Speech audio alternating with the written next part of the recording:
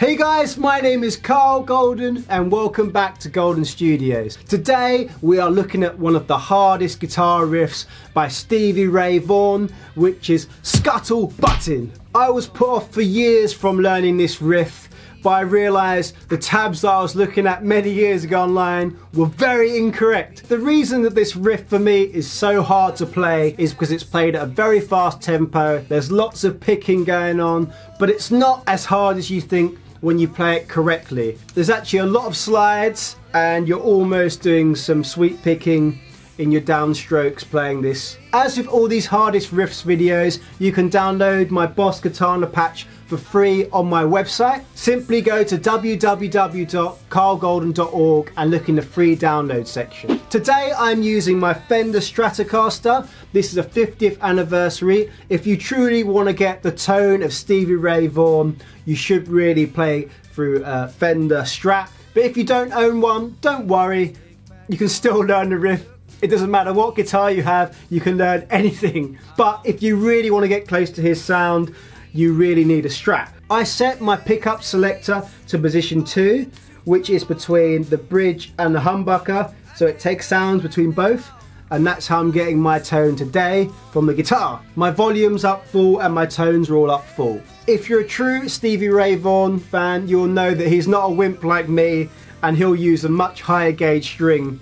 I think he used to use 13s. I have 10s on mine and I'm tuned to standard tuning so you guys can all play along. He actually plays the original track in E flat tuning, so half a step down.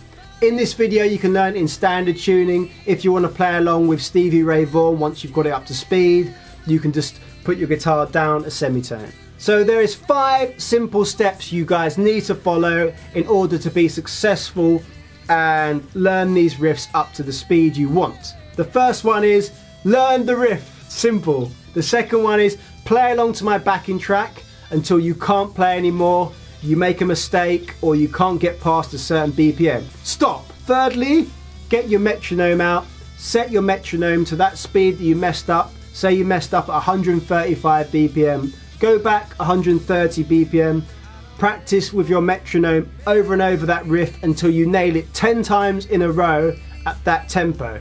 Fourth step is then to go back to the backing track and play along again, and then see if you get further. I bet you do at least 5 or 10 BPM.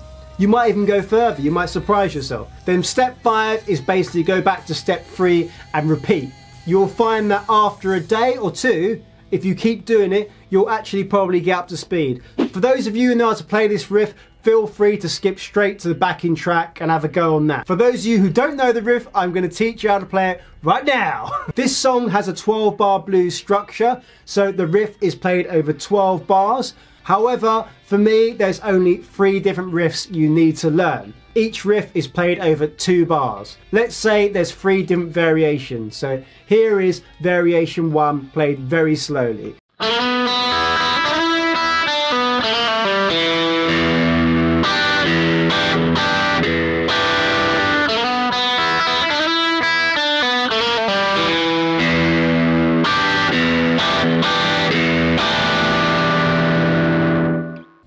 So that's variation 1. Let me play that a little slower.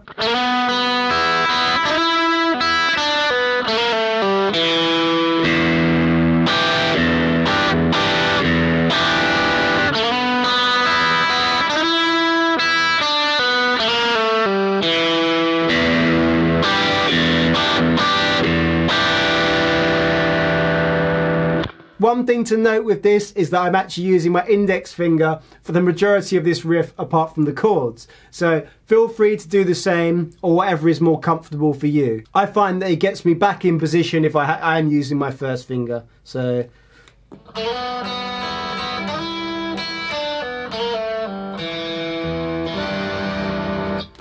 there we go. And with the first chord, you're going to be trying to mute with your first finger the G string underneath. You only want to play the D string, the B string and A string, so it should sound like this. You don't want to hear this.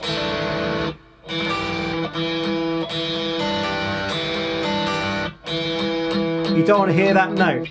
So the good news is now, if you've learnt that riff, All the other variations, the only change is the last chord. So you've learned the majority of the riff. Well done! So the next one actually goes to an A-shaped chord. So exactly the same riff again, using your index.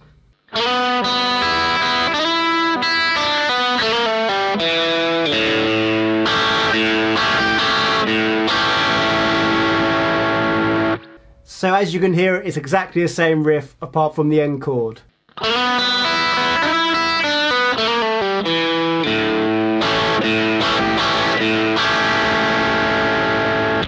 I won't play that too many times because if you've learnt the first one, all you need to do is learn the second A chord, which is the dominant 7 chord. So with variation 3, as I said before, the riff is exactly the same apart from when you get to the chord, which is actually the Jimi Hendrix chord played on the 2nd fret. So this chord, but move that down to the 2nd fret. So here we go.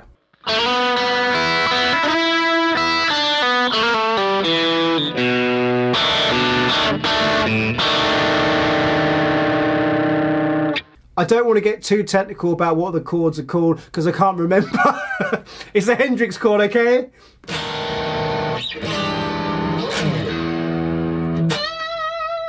Okay, let's now put the 3 variations together so they fit over the 12 bars.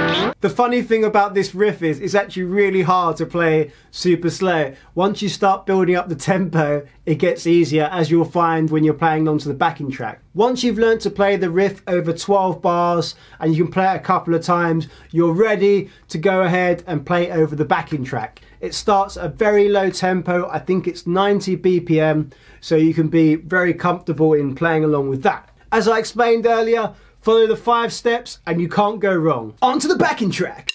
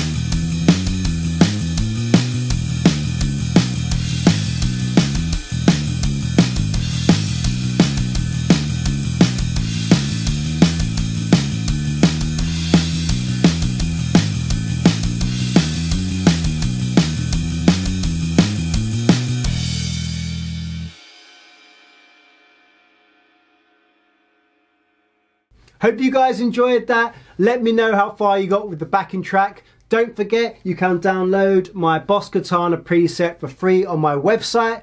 You can also go to my Patreon and get guitar profiles of all this stuff that I'm doing for my hardest riffs. Big thanks to these guys and my patrons. They support me for $5 or $7 a month, and in return they get their lovely names posted here after all my videos for as long as they support me. They also get access to backing tracks and tabs from my videos from the past and for the future. If you're looking for some more in-depth video tuition videos that teach you some of your favourite songs in lots of detail, I highly recommend Guitar Tricks. I have a link below to their site where you can sign up for 2 weeks for free. If you don't like it, you can just cancel, so no obligations there. That's it for today, guys. I've missed making these videos and I'm really looking forward to what's to come in 2019. I will see you for another video very soon.